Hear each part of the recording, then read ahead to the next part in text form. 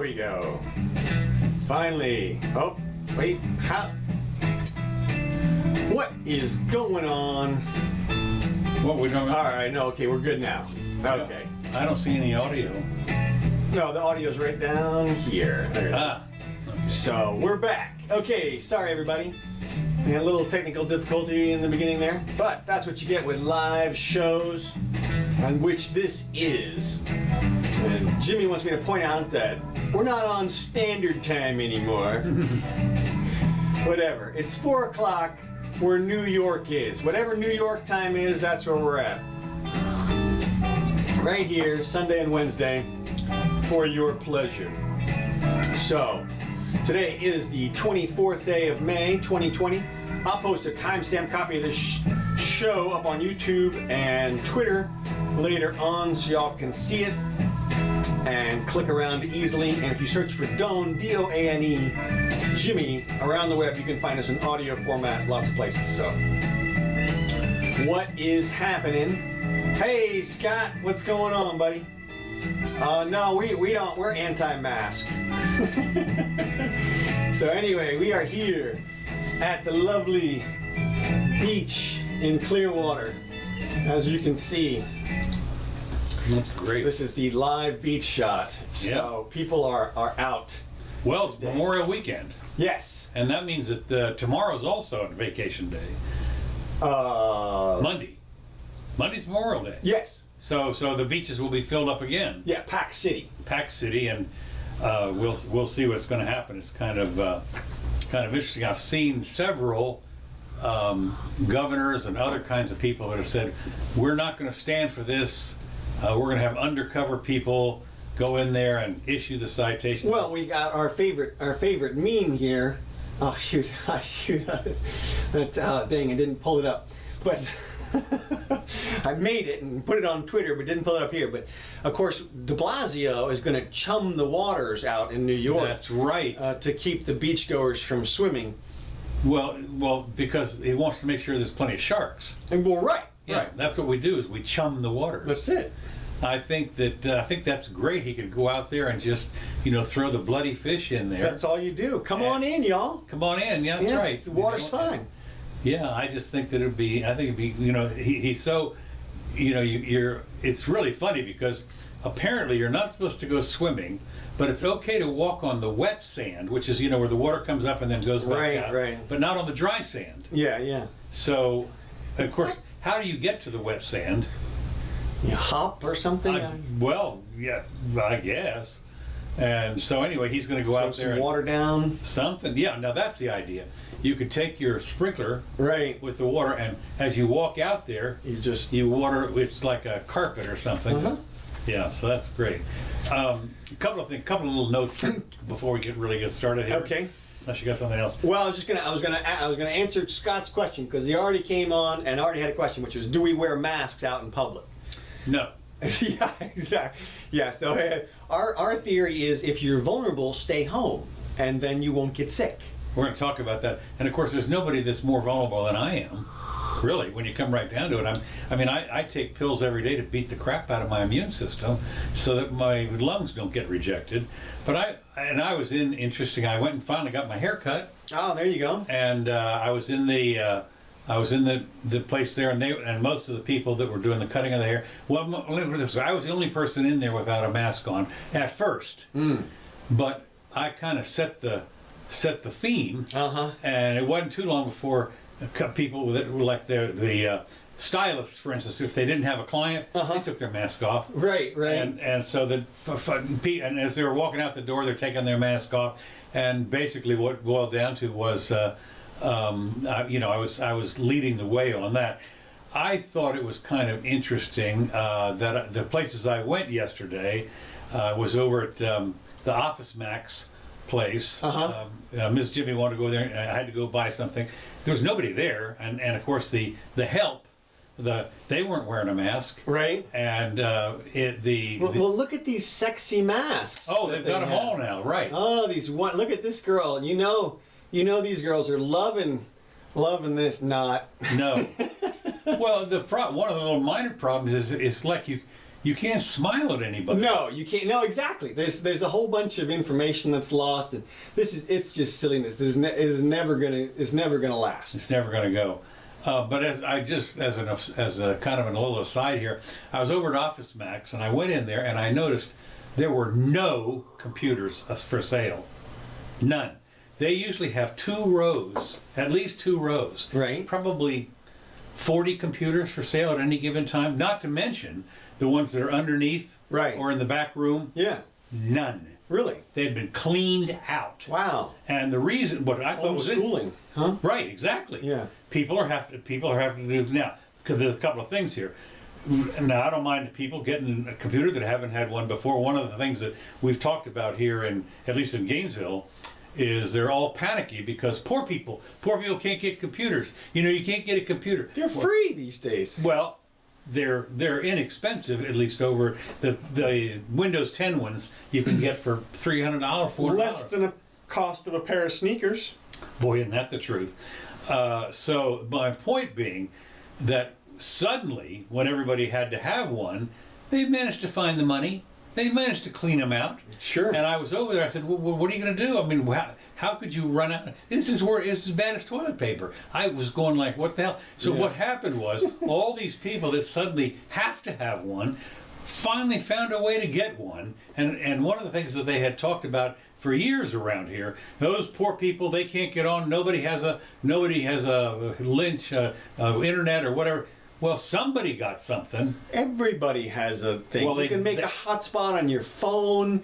You can. I mean, they're replete. You can't not have the internet at this point. So I thought it was interesting that literally, I was over there at of course, Office Max and what's the other one, Depot, where they've combined. Yeah. Out of computers. This is not. We're not talking about $2 bread here. We're talking about $300, $400, $500, $600 computers. I saw a neat little technical device that you take your phone. It's kind of like a laptop, but all it is a keyboard on one side, and on the other side, where your screen would be, is a place for you to stick your phone. Oh, right. So you stick your phone in there, and then you type just like a regular laptop. Oh yeah. No, I have one of those for my. I'd get one of those. No, I have one for my iPad. Oh, right. Okay. Yeah, it's like a carry case, only it has a keyboard. Right. Yeah, that's right. I thought it was, if you happen to do a lot of typing. I personally not much on typing. One of the nice things about my phone is the speech to text is pretty good. Yeah, these days they've really gotten it pretty good. And but if you want to type it up or something, on the iPad it's a little nicer because it's larger. Yeah. And everything.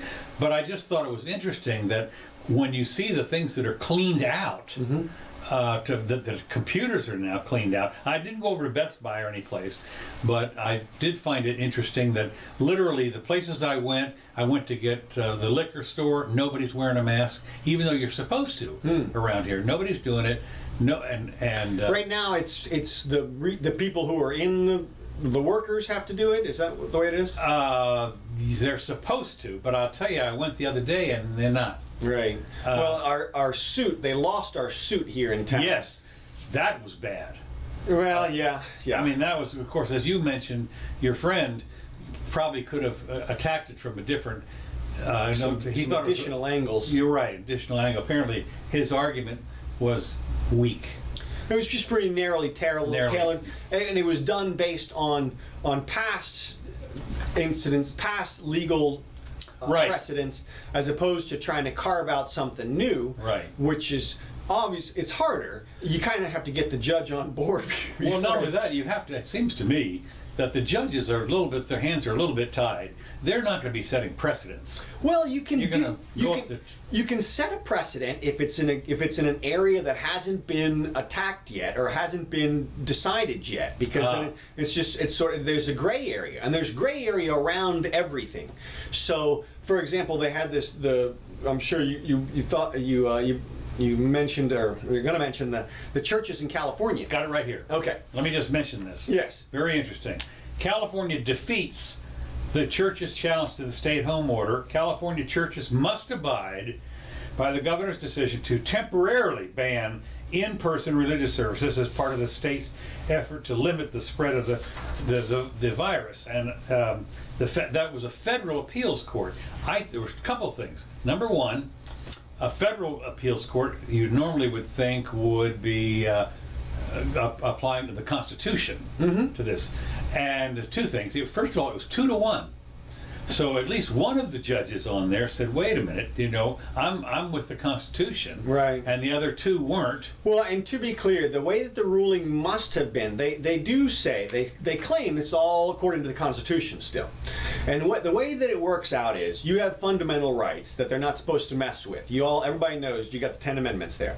But the government can mess with them if the situation uses some magic words. And the magic words are a compelling government interest and a narrowly tailored policy to address a situation.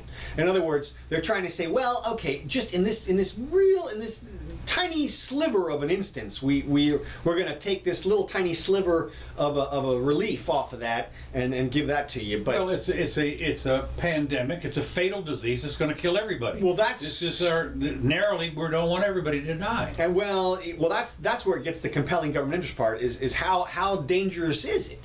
And how dangerous is it? Right, and we still don't really know. But I saw a little portion of the ruling which seems to indicate it was way more deadly than it was. Right. Well, that's the thing. And we're going to talk a little bit more about the fear. The fear meme is being really ramped up. I mean, it's amazing how they're trying to scare the crap out of everybody. Let me just read a little bit about this. Sure. The appeals court of San Francisco rejected a request of a San Diego Pentecostal church to put an end to the ban on people getting in there. I thought it was interesting. In an unsigned opinion, the judges, 2-1, wrote that the ban on an in-person service did not violate the church's First Amendment rights because it is not based on religious motivation and doesn't impose a burden on conduct motivated by religious belief. I have a real problem with this because it's pretty clear. The First Amendment is pretty clear on this. It is. And I mean, what about the shall make no law? Yeah. Do you not understand here? It's not in case people are going to die, right, or in case there's a virus out there. It's flat out, this is the deal. And I have often thought, very often, when the government as far as I'm concerned, when they overstep their bounds in an idea that they said this is way we need to throw out the Constitution in these particular areas because of the fear of the threat. And Lincoln did it, for instance, during the Civil War. The habeas corpus. But he was overturned by the court afterwards. Yeah, well, your rights don't kick in until you get to the court. Well, the problem was that the deal was that some of the stuff that Lincoln did was not overturned for 10 years. Okay, well, and I mean, like for instance, the income tax and that kind of stuff a lot of that stuff did not, and habeas corpus, a lot of that stuff. Now, habeas corpus, I forget exactly how they got around it, but the legislature went along and nullified habeas corpus, and that's why Lincoln was able to arrest all the opposition people and export some of them out of the country, that kind of thing. But the way I look at it is, if you are going to, I don't believe there's anything, to be honest with you. I'm an absolutist. Well, I think you're right. I mean, if you go back and look at the rulings where they carve out little exceptions to the Constitution, they're bullshit. Yeah. They're bullshit. It's bullshit here and bullshit there, and it's you just. We've talked about several the free speech ones. The communist guys throwing the letters out of the window and stuff. And I mean, just stupid little things that they say. Well, the government has a compelling interest to stop that. No, really? It doesn't. What? And look, let's face it. The founding fathers, they knew what plagues were. Yeah. If they wanted a plague exception, they'd have put a plague exception in there. Well, they knew what war was. If they wanted a war exception, they could, except in times of war. Right. No, it's not in there. And so you got to figure they knew what was going on. And look, there's probably no more important time for the church to exist than during a crisis. Yeah. I mean, that's when it really offers people the solid. People come out, the people who aren't religious get back to church and stuff like that. And then, As they say, there's no atheists in the foxhole. that's it. And so now, and here we are in the situation where it's the most important time for people to be going to church, to pray, whatever it is. If you're religious, If you're that way, right? and 96% of the country apparently or whatever is religious. Well. It's a lot. A lot. Yeah, it is a lot. That's the thing. Well, the point is what they're talking about, as always, is grandma's going to die because you're going to take the virus with you when you go out into public, and you're going to sneeze on people, or whatever. People will be dying by the roadside. Well, one of the things that's interesting, as we have talked about, people know who's vulnerable. If you're 88 years old and in a nursing home, you're not going out. Right. You're not going out, and they self fix this. Now it's interesting because they self figure out if they're going to die or not. Everybody does their own risk assessment. That's right. And look, and let me tell you something. Risk assessment, if you look at it, people adjust things. What we've seen here. There's a big deal here. Let me just go on. ahead, Let me keep get going, this yeah. out of the way here. The quoting from 1949 Supreme Court ruling, they added, if a court does not temper its doctrinaire logic with a little practical wisdom, it will convert the Constitutional Bill of Rights into a suicide pact. Yeah. No, this is insanity. What do you? Right, It's yeah. not. And Your here's the freedom reason. will lead to everybody will commit suicide Everybody if will they're commit free. suicide. Well, what we found is, there's another thing here. Let me find it out here. They were talking about how, it says, why did Florida avoid the coronavirus disaster? And of course the question should have been, how did it? And what happens was we were not closed down that much, hardly at all, just a little bit for a while. What happened was the disaster did not arrive. The experts, the people that mattered, the higher ups, the top people. Right. They said was, as of today, we have more than 47,000 cases and 2,000 deaths in Florida as of last week. Okay. They had predicted 500,000 cases, and Well, but the pushback to that is that, it's only this way because people did the lockdown and the masks and everything else that they did. well, here's the And deal. that's got to have had a significant impact. Floridians started taking the pandemic seriously before they were told to. As state officials Because they're not the suicidal. residents in the hardest hit counties began staying home. There you go. I mean, that's what we did. Right. We're sitting there, I'm not going out there. Right. Well, it's insanity to me. I look at this, and now there are people. Then when hurricanes come here in Florida, there's just enough people that'll go out there on the beach and do crazy things. Lots of other people flee. Yes. They get out of Dodge. They're not idiots. They're not going to stand around and wait for the Volvo to come crashing into them, Right. or whatever it is. They know to get out of the way. You don't need A law, rule. You don't need an evacuation order. And The when you Democrats seem to have this concept that people have to do what the government says. If the government says stay home, then you have to do that. If they say go, then they say you can go out, then you must go out. Which it's they like, have no, mandatory evacuation orders, and I never have quite understood that. Well, that's another thing. that's the same thing you're just talking I know about. it It's is. like, look, you don't have to tell an adult to get out of the way of a No, car. no. You don't have to tell somebody, yeah, we do. We've got, you can't cross the road until you get permission from this robot. So That's right. That's exactly right. So anyway, it says, thankfully, Floridians started taking the pandemic seriously before they were told to, and anyone who doubted that the state's residents would be responsible underestimated the people, the Floridians. Of course. Of course they did. That's what's so stupid is you got here in our local thing here we got 6 or 7 city commissioners and we've got 5 county commissioners, and they're just geniuses, right? They know exactly what's going on. And they treat us like kids. I the mean, whole even point. worse than that. And I'm sitting there, and of course, what's interesting is when you hear them speak about this stuff, I'm sitting there. It's politics. It's blithering. It's That's who knows? because look, if you're the parent and you have to control some unruly kids, you can't. If you have a 3-year-old, then yeah, you got to watch them. You can't let, they'll run out on the road. They'll do it. It'll happen. Yeah. But if it's an adult, you get to stop watching.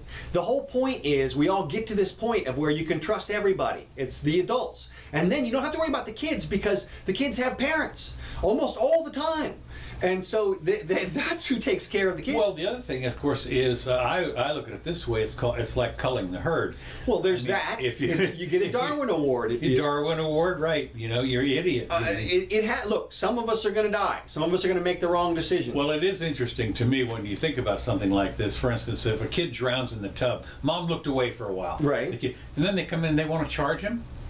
Well, yeah, that's insanity. I mean, you sit there thinking, wait a minute, you think she doesn't feel bad already? Oh, yeah. We'll ruin her life and everything, and the rest of the family and everything, too. So we do that with DUIs, we do that with all kinds of stuff. But I think that what's interesting is that Florida apparently is one of in the top 3 states, because remember now, we're like the 3rd most populous state. Right. And almost all of our people are on the coast, as well, the rest of the country as well.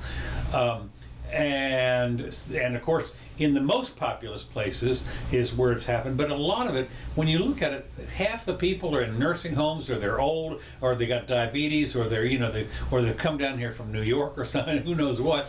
But my point is that the vast majority of the citizens in this state know what to do and will do it, and in order to preserve their own life. Nobody wants to die. I always look at this, when you get on an airplane and you think, well, I'm not, maybe the airplane's going to crash. But the pilot, for God's sakes, is going to do everything he can to stay up in the air. Exactly. It's not like there's somebody on the ground remoting. Right. And let me take a little Hey, Bob, you want to see this? That's right. A barrel roll. A barrel roll. That's right. No, I think that it's just fascinating to see the arrogance of these people that think that they know so much what's better for us. And of course, what's interesting is we are all brought up to respect authority. Our parents are the ultimate authority. And as we grow up, when I was growing up, it was officer friendly, whatever it is, and you were taught basically to do this. And that goes with us. Well, it's only become recently that you've seen, as with the social media, and you've been able to get on the YouTube, and you suddenly are seeing stuff that never would have happened when I was growing up. 20 years, 30 years ago, no way would you have people just blasting away for somebody running away, for instance, or that kind of stuff where like the Rodney King thing. Right. When it shows up on the video, suddenly people are saying, well, wait a minute, and that's just a one-time shot. Well, it turns out because we've got the video, everybody's got a phone now, and they can take the video.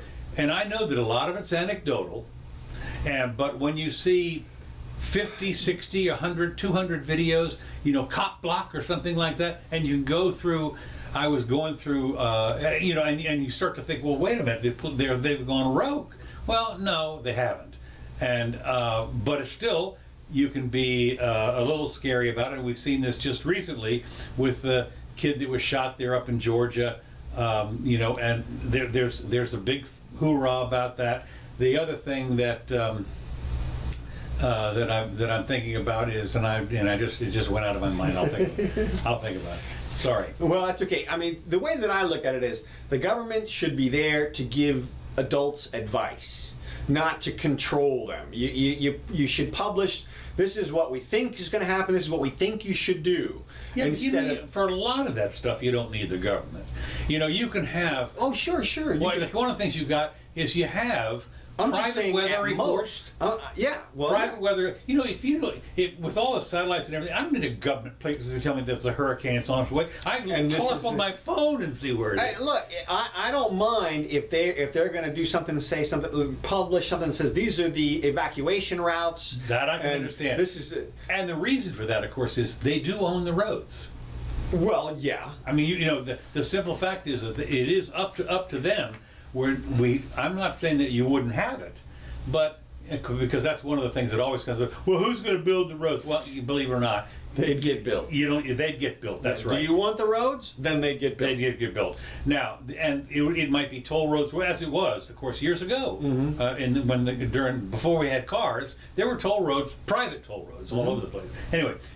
be that as it may, the deal is that a lot of this stuff that you sort of count on the government to do can be done so easily privately when you look at like the travel agency people, ASTA, and the United UL approved a private organization that figures out if you're going to be electrocuted or not, and they do a pretty good job. Yeah. Well, I say the same thing when they talk about products. And people say, well, we need the government to enforce the consumer product safety, and that's why, of course, but we have consumer reports. We have consumer reports. That's right. As far as I'm concerned, I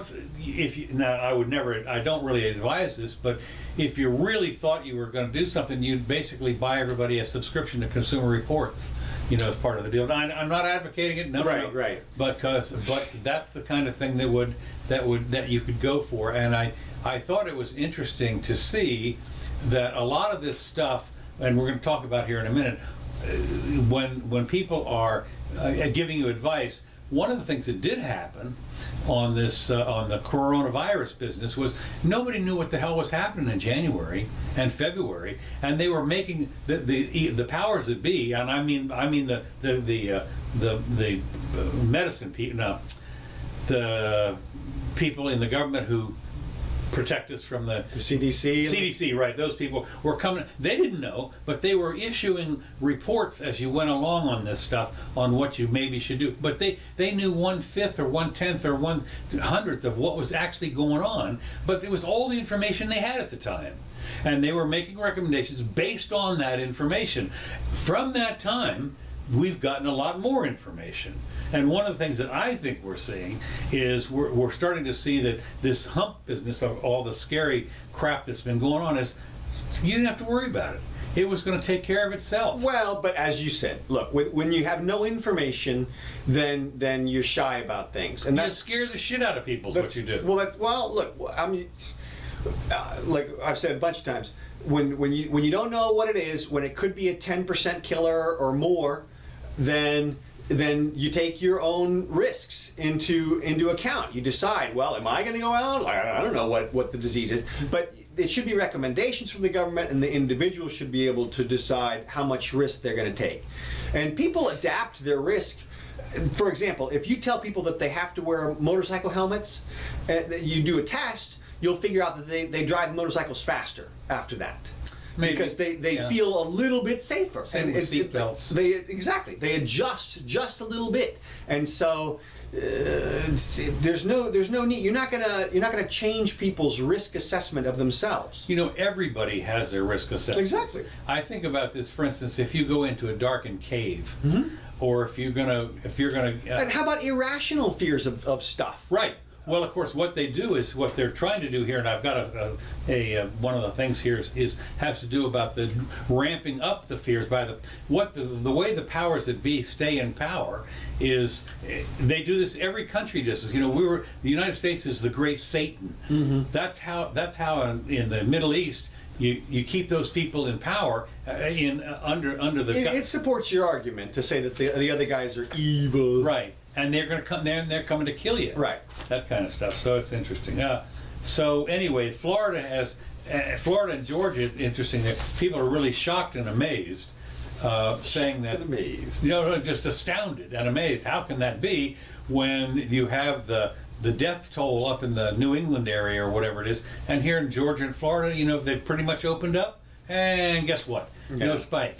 Right. But now there's going to be a little bit of a spike for people that in fact have been cooped up, and they go out. And when you figure, 1 million people here in Florida are going to start to go shopping, for instance. Well, there's some of them that would have been susceptible anyway. Right. And so if you get a 2 or 3 or 4%. Yeah. But we're at the point now where the deaths from other things are starting to pass. Right. I've seen where the suicides in California now outstrip. I mean, we have 40,000 suicides a year in this country. If that number doubles, if it just doubles, there's the whole difference between what you save from coronavirus lockdown and not. Just in suicides. Yeah. Forget about lack of inoculations or other cancer treatments or whatever else it is. And we're still not even considering the third world. I keep telling people, if you're worried about the death, and you're talking about shutting down, keeping things shut down. There are millions of people getting ready to be thrust back into extreme poverty worldwide. We've already seen it in South America and in Africa. They're having huge spikes all over the place. Brazil now, I think, is starting to suppress. Well, I'm talking about the food and stuff. Oh, right. And Oh, yeah. the medicine right. and right, things yeah. like I've seen lines, and I don't know where I don't know where it's from, but it appears to be, and they say this is a giant line for people waiting to get some food, Yeah. and it's like a mile long with 5,000 people in it, Yeah. and this is just one little location, and we all know how fast the United States economy has dragged other third world people out of poverty in the last few decades, and you got to believe that entire effort just stopped on a dime, almost entirely because of the travel restrictions and everything else. And so all the people who were about to get helped did not get helped, and now they should be in dire straits. And so We're going to see. Yeah, we are going to see. So anyway, just to continue on, a new survey finds that the coronavirus fears, not government lockdowns, are keeping people at home. People are they're doing their own risk assessment. A new poll from the Associated Press NORC Center, whatever that is, for Public Affairs Research, about half of Americans are ready to resume their normal activity. The other half, no. There The you other go. half are saying, as far as going to watch a movie in a movie theater or sporting events, no, not so much. A lot of people have decided they're Give not them time. It's going to be. Oh, no. It's going to be a wave by the end of June. I'm telling you, by July 4th, it's going to be 10% of the people who are still paying attention to this thing. I think you're right. It's interesting because Mrs. Jimmy and I are going to go to a party tonight. Uh-huh. There's going to be like 10 people there, and I say this, just kidding. That's right. No, but the problem is a question of fear. Americans fear spreading or contracting infection so much that they're overwhelmingly participated in social distancing measures. They tell pollsters by wide margins that they fear lifting those restrictions too soon, and they're willing to stay and even put it in even if it harms the economy. Even if they know that they're harming the economy, they're scared. Right. And of course, and this comes by the thing is you always look out for number one. People. Yeah, well, and it's fine. Look, again, this is one of the situations where the individuals involved need to make the individual decisions. Well, not so much apparently in the UK. Yeah, well, there's the guy, you're talking about that guy who went on his little sabbatical? No. Oh, well, go ahead. What were you going to say about the UK? The British the health secretary, Matt Hancock, said during a briefing that he hopes everybody would take, when there's a vaccine, that he hopes everybody would take it. And when the and if not, that's right. If not, what he said was it did not rule out making it mandatory for every citizen. Clearly, mandation or whatever it is, mandatory thing is there, and it can be used in some instances, he said, admitting, however, that most successful vaccine programs tend to be by consent. But if it's not, then it's going to be mandatory. I mean, this is the old voluntary. When they say that we're going to do voluntary this, I mean, it's not voluntary because we know you're going to. Well, England is a bit farther down the socialist path. Oh, no, they are totally. And we saw there were two things that I saw this week out of England. One is that the NHS, the National Health Service over there, is going to start an experiment with hydroxychloroquine. Really? Where they're giving it to 10,000 of their workers. Okay. So 10,000 NHS workers are going to receive. Well, isn't it supposed to be with zinc and whatever it is, and the antibiotics? Sure, all that stuff. But the point is that they're going to use it to see if it stops the transmission of the disease for people who are exposed to it on a regular basis, the health workers. And the second thing is that, did you see the minister over there? There's a minister over there in super hot water. Because after they came out and said, you're on lockdown, everybody's on lockdown, no travel or whatever, he snuck out and went to go see his parents. Right. And there's a guy who's pretty high up. I don't know what his name is, or Cummings or something. Yeah. Well, we had that here. We had the guy, the girlfriend. The mayor's wife or something. Yeah, exactly. Yeah. In Chicago. Well, this guy was apparently real high up, and it's a blatant thing. But of course, the support for him is all over the place. They're like, look, man, it's your parents.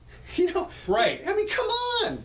Like, if the aliens are attacking, you go see your parents still. Yes. I mean, that's just, it's... I mean, it is funny you should mention that, because when you do see, it's not only aliens, when you have the earthquake, the whatever it is, the asteroids coming down, well, the first thing he says, we're going to go see my parents. Exactly. So that's exactly right. I think that's really funny. The next thing I've got here, one more thing that has to do with this, the enforcement of undercover agents enforcing state health rules at restaurants and bars. Oh, God. As patrons potentially flock to bars and restaurants over the holiday weekend, extra undercover agents will be sent out to observe. Hey, they created some jobs. Oh no, they're doing that on the what's the other thing when you start to follow tracing? Yeah, tracing. Yeah, they've hired 10,000 new tracers. So with government taxpayers, they'll be well received. Yeah, you bet. To observe, educate, and if necessary, enforce the state's public health order to thwart the spread of the coronavirus. I'm making a citizen's arrest. That's right. Well, no, these are officers. I'm just going to arrest this one hot girl right here. You come with me. Yeah, that's right. The agents are part of the Ohio Investigative Unit, which is made up of plainclothes peace officers. Sure, of course. Responsible for enforcing Ohio's alcohol, tobacco, and food stamp fraud laws. Along with looking for criminal activity, they're tasked with watching for potential violations of the state's health order for restaurants and bars to safely operate during the pandemic.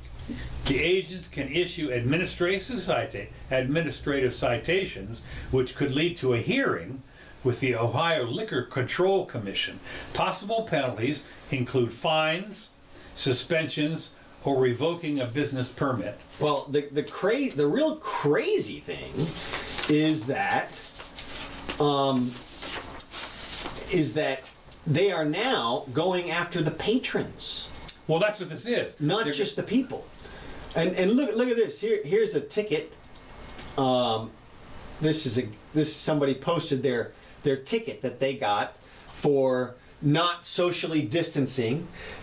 This is out in Palm Springs, California. A $1,000 fine. Thank you so much. Second offense, $2,500. Third offense, $5,000. It's handwritten in here because they didn't have time to change the tickets. Okay. So the cop writes in first citation, $1,000 fine, order for violation of the emergency no dine-in order. What happened was, if you read the story, apparently a bunch of the workers were there serving food at the restaurant, and when they got done, they sat down to enjoy their shift meal. Okay. And the cop busted in at that point and issued everybody $1,000 tickets. Okay. So, I mean, I guess all these people... Now, these are the guys that work on tips. Right. Yeah, Okay. or less. I mean, the dishwasher is out there enjoying his shift meal. Yeah. The cooks, I mean... $1,000 fine? That's an absolutely budget busting fine. Eighth Amendment. I mean, exactly. Cruel and unusual. Seriously, that's your rent payment. We'll take that this month. Rent? Oh well, maybe in Palm Springs that's a rent payment, but it's like here it's 2 rent payments. Yeah. But still, it's just amazing. And this is the guy's order right here. Here, I'll bring down his name, Tony DeLimbo. And so if you want to help Tony, hopefully you'll have a GoFundMe page. But again, these people are going to be in big trouble because there's just, it's almost impossible to fight these things. Well, it reminds me, this actually, to me, borders on the same thing they call civil forfeiture. Right. And civil forfeiture, yeah, you can sue. Yeah. You can go get your money back. If they took your $10,000, but guess what? You're going to hire an attorney. Right. And that's going to cost you $10,000. Oh, exactly, yeah. So I mean, here you got $1,000 thing. I mean, and are you going to hire an attorney and go to court or what? No. Exactly. The judge is going to say, but that's the law. Right.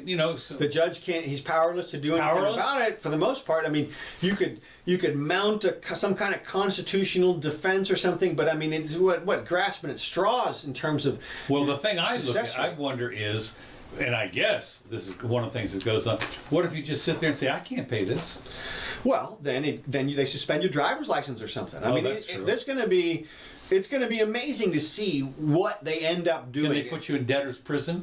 Well, maybe. I mean, you think, well, what happens if you pay it, but you don't pay your child support? Well, then you go to debtor's prison because you didn't pay your child support. So it's like, it's going to be interesting to see. As $1,000. $1,000 fine because you had dinner with some people. Because you were within 5.5 feet of somebody, and I remember when I was out driving around out there. This was 20 years ago in Palm Desert, and I used to go out there and go to garage sales because they're good ones out there. But driving around, and I noticed on the side of the street the littering fine was $1,000. Yeah. You throw something out the window, $1,000. Yeah. I'm thinking, that's a little steep. Yeah. Well, what's interesting is that I'll go pick it up. when they create those fines, it's up to $1,000.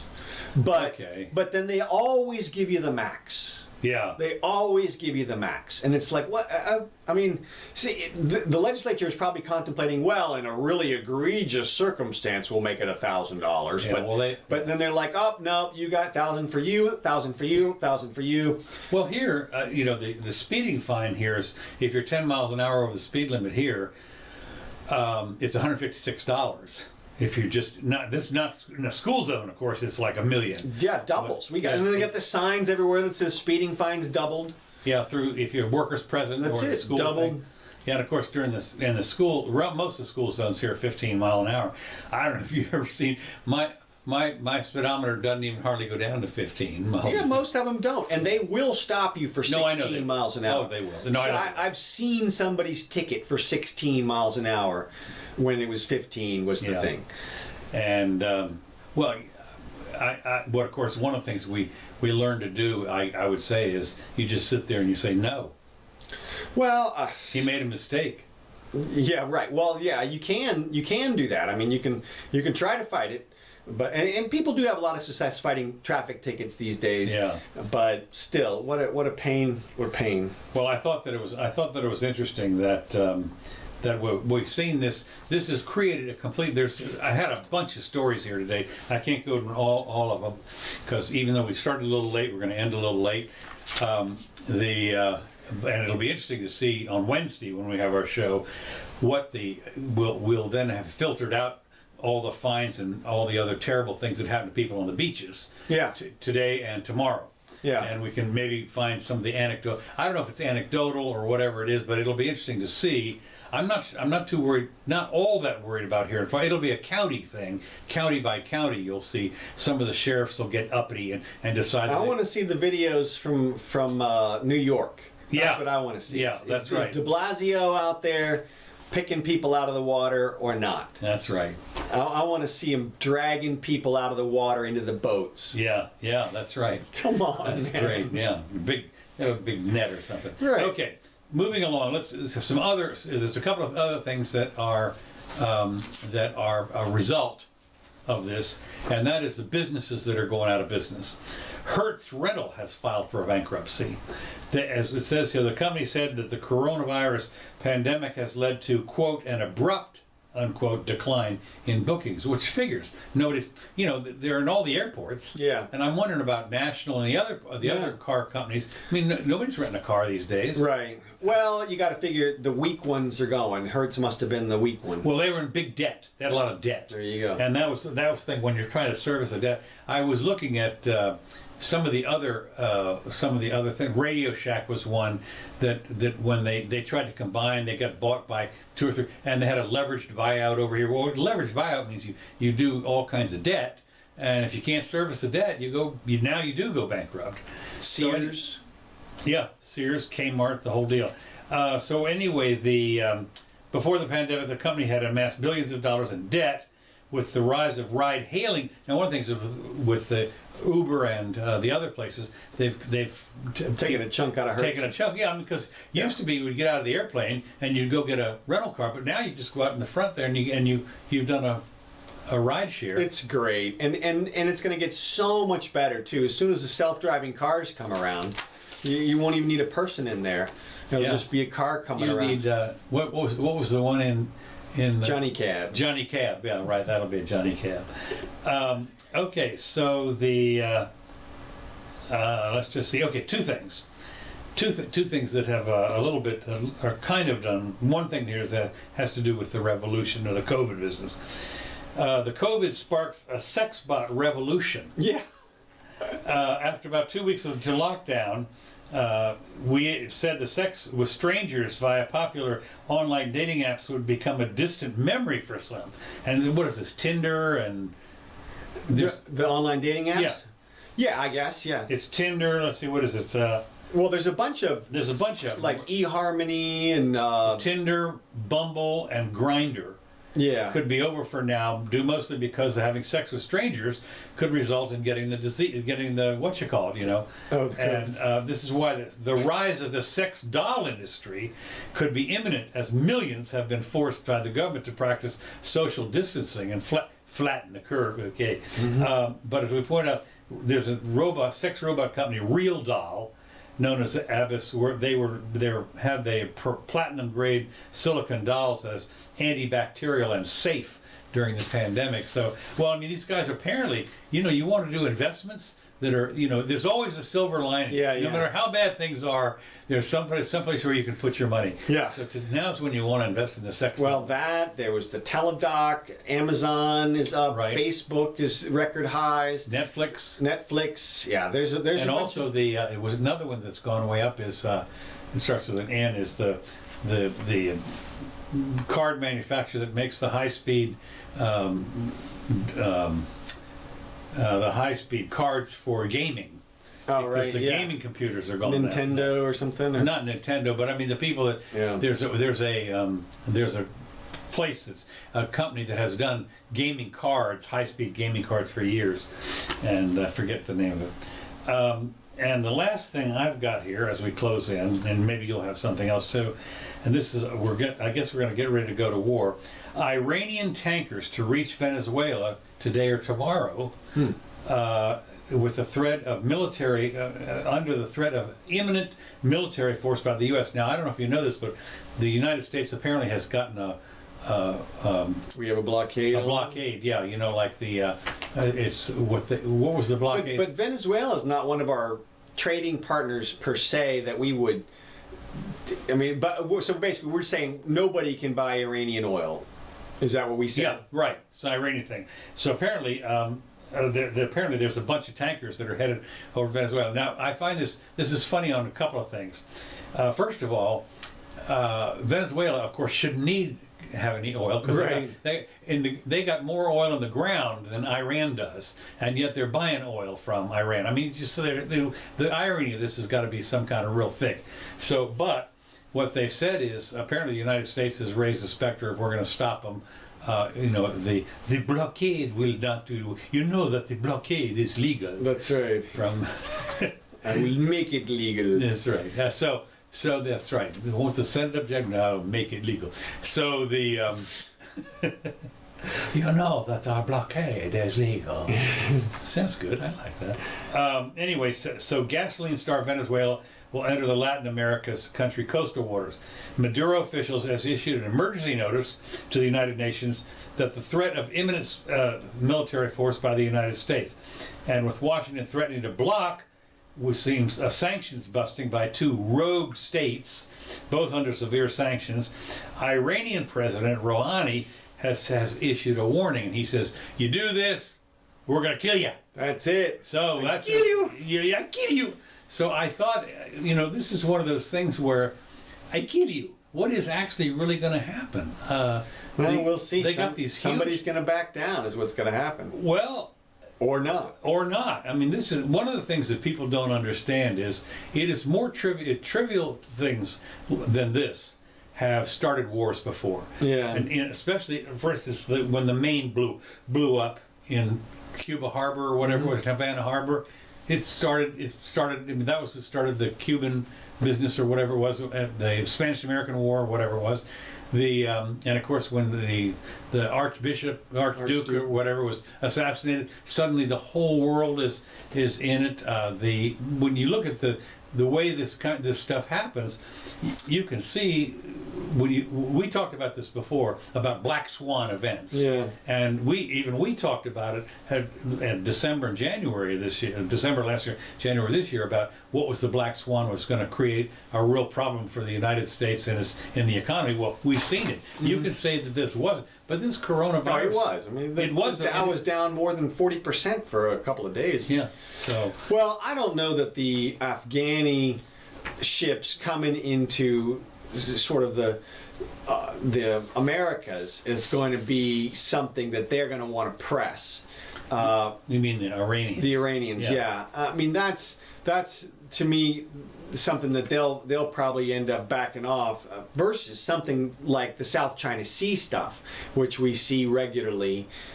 China's building up those little atolls, and they're trying to basically claim some extra land around there, and we're sailing ships through there to try to keep our trading partners happy. But there are some interesting provocative areas around the globe right now, but we'll see. If there's a giant economic collapse, that is usually a precursor to some hostilities. Right. Well, that's right. That is exactly right. And people will, especially our glorious leaders, our overlords, are always looking for an excuse. It's like 1984, where they had the whole world was divided into these 3 different places or whatever. You should read it again to find. Wasn't that 1984? Was that? I don't know. I forget. It was either that one or the other dystopian novel that was about there at the same time. Anyway, so the last thing I've got that I thought was kind of interesting, Crayola has launched a new set of colors. Okay. Called the Colors of the World Skin Tone Coloring Set. And apparently now you can buy a box of crayons that are specifically designed for skin tones. There are 24 of them. Now I remember when the first Crayola that I bought, the box was like 24, but that was everything from black to white. But I guess they had pink and then orange or something, that you got to do. But nowadays, 24 different shades for skin color. They offer a set made specifically to cover the gamut of natural skin colors, from pale and rosy to rich golden browns. 24 shades have been tailored to match as many children as possible, regardless of race. So that's good. I'm glad to see that the Crayola people have come out with it. I guess the kids really, you can always just mix the colors if you wanted to in between. Well, they did that. They talked in here in this art. I don't have the whole article here, but some other people were saying, "Well, I got tired of doing it," And when you think about it, well, this is to me, this is just corporate advertising. I don't blame them. Crayola's been around for 100 years. I mean, you think about it, that is they're the crayon people. Yeah, exactly. You just know that. Yeah. Well, let's see. What do I got here? Oh, well, of course we had the Biden sort of situation this week, which I won't say too much about, but. Which one was it? He goes on the Breakfast Club show. If you're black, whatever. Yeah. Right, with Charlemagne the God, which it's hard to take somebody seriously when they call themselves the God.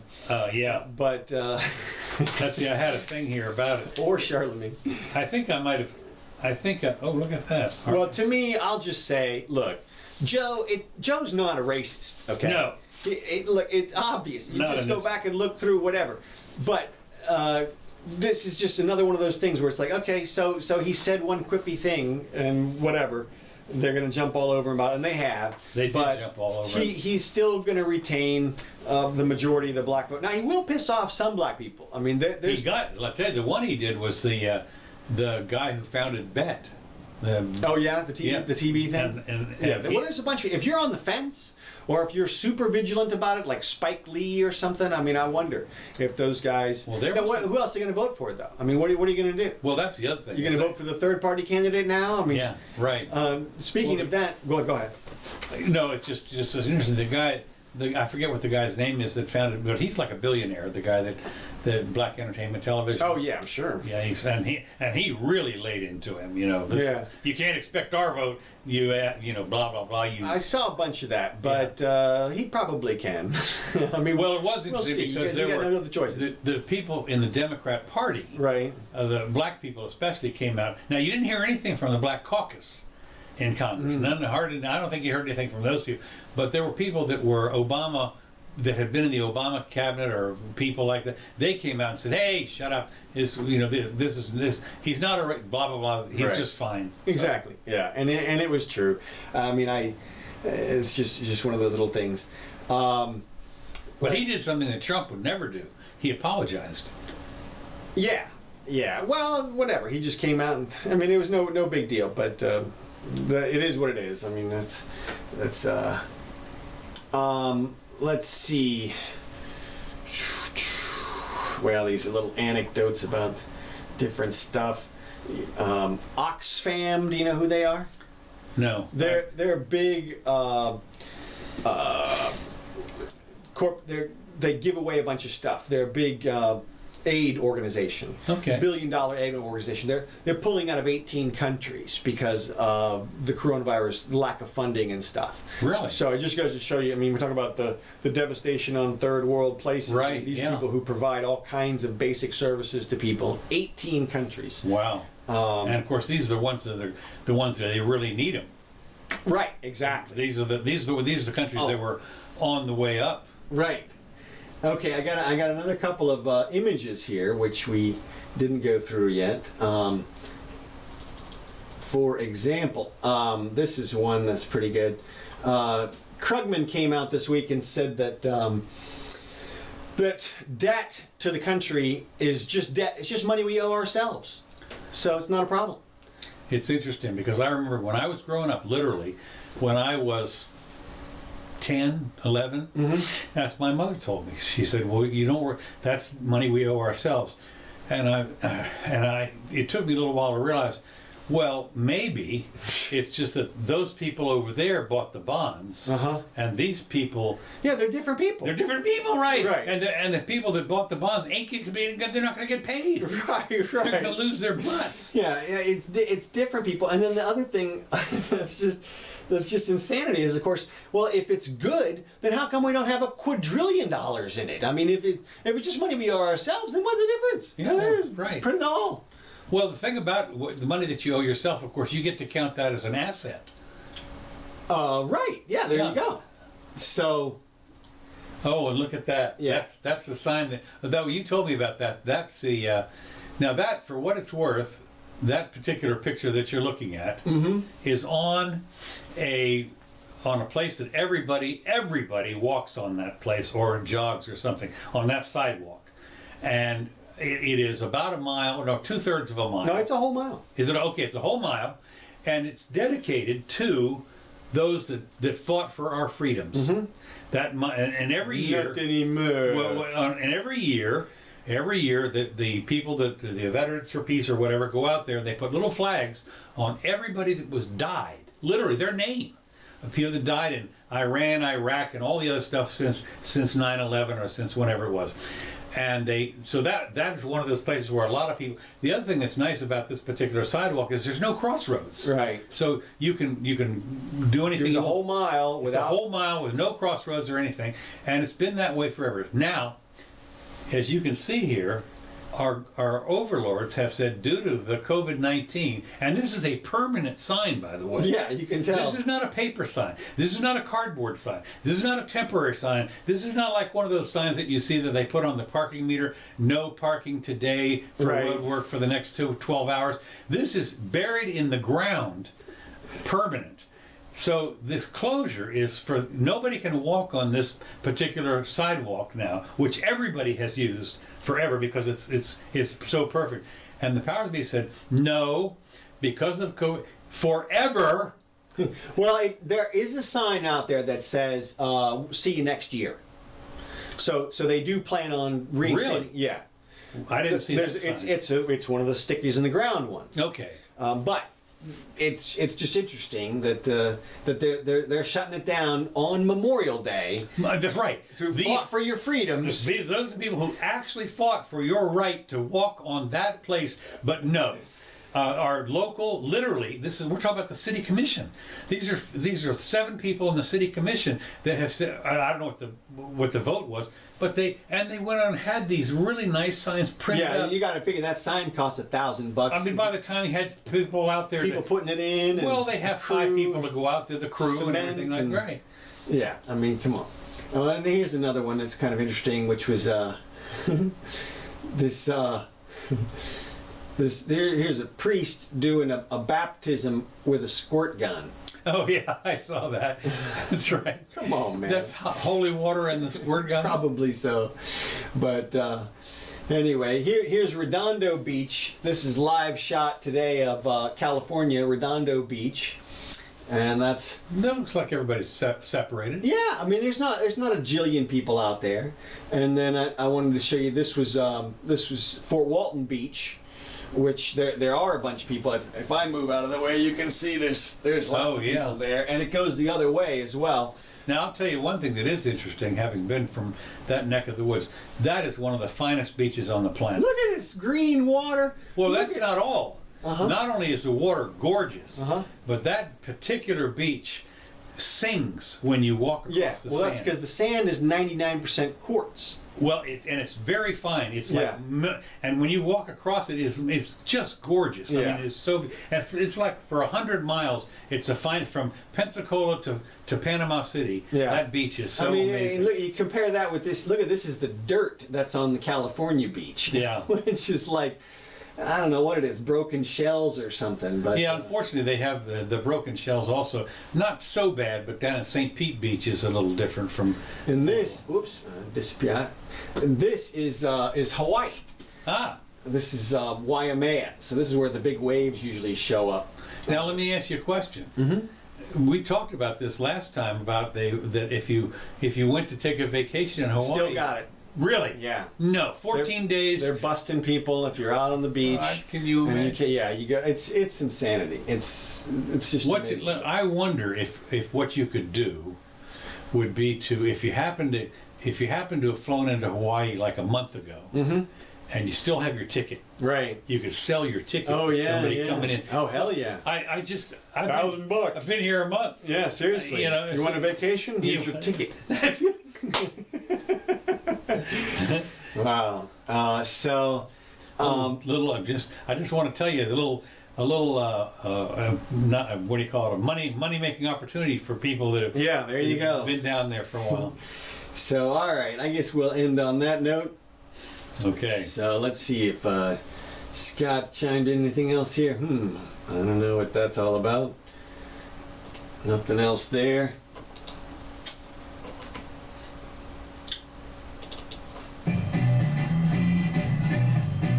All right. Well, hey, thanks, Kevin McLeod, for these tracks. We really appreciate it. Sorry about the initial delay there. That's right. But we'll be back in just a few days on the 28th. Right? Or no, the 27th. It'll be interesting to see how many people, if there's any caving that goes on. Oh, there will be. Yeah. There'll be caving all over the place. So. Well, you think about it. We're coming up on June. It's just a little over a month till the 4th of July. I know. That's the ultimate cave. That is the ultimate cave right there. So, all right. I'm Counselor Curtis. This has been the Jimmy Doane Show. We'll see you soon.